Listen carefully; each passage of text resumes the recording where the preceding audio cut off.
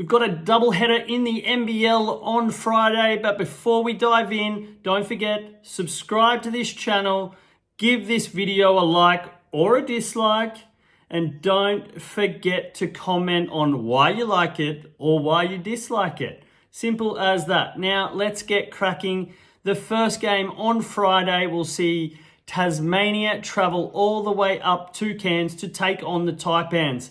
Now, this one for me is going to be based around the Tasmanian defense. Look, we're not quite sure what their offensive identity is at the moment for the NBL champions, but we know for sure they can play D. Now, Scott Roth will be leaning on their defense as they discover their offensive skills in NBL 25 and who will be their key man with the ball in hand.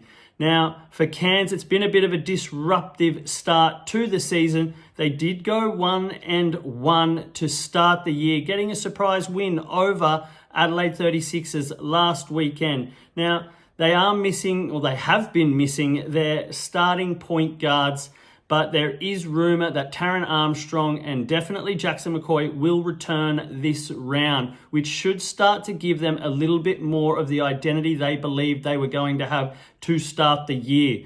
Now, is that going to be enough to get over the JackJumpers? I don't believe so. I believe they'll still be struggling to find what they are on offense. And with the JackJumpers being the best team in defense this season and the hardest team to shoot against, it's going to make things a little bit more difficult for Cairns this week. So I'm leaning definitely towards the Tasmanian JackJumpers -4.5 in this game. And also they will hold Cairns under their team total of 84.5. Now, when it comes to the player props, I like the Milton Doyle points. Now, should clear definitely the 15 plus mark, with him averaging 18 points in his first 2 games. Now, if you're brave enough, take the 20 plus in this one because it's definitely an achievable target for Doyle going up against Cairns this week to start round 3. Now, game 2 is an absolute cracker on Friday with Melbourne United travelling over to Perth to take on the Wildcats, who have not left Western Australia to start the year. Now, obviously a big benefit for them, but I'm following trends in this game. It's very, very, very tough one to pick. And the 1.5, 2.5 line that you're seeing is pretty much due just to the home court advantage of Perth. Now, you got to follow trends when trends do exist in these games. And it's actually been the underdog that has covered in all 6 matches that these two have played against each other in the last 2 years. And the dog has even won in 4 of 6 matches. So that pushes you straight towards Melbourne United in this one as the underdog, taking the money line.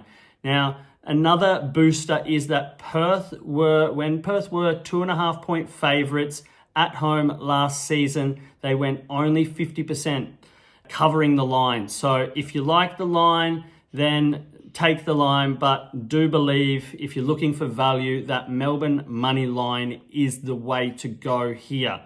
Now, when it comes to points, it's going to be a very, very, very tough game, but definitely leaning towards the under here.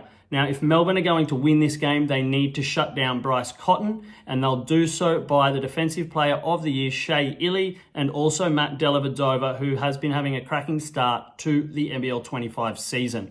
So if they do that and force Perth to use some of their young shooters like Pepper and Henschel, or play the game through Keanu Pinder, who is a little bit up and down, as we know, in his career, or look to Dylan Windler, things are very, very unknown for Perth, which obviously gives the edge to Melbourne United once again. So if the script is correct, expect this game to go under the 180.5 point mark, with Melbourne shutting down the shooters of Perth. Now, there are your best tips for the 2 games of NBL 25 on Friday night. Now, just remember, gamble responsibly and happy punting.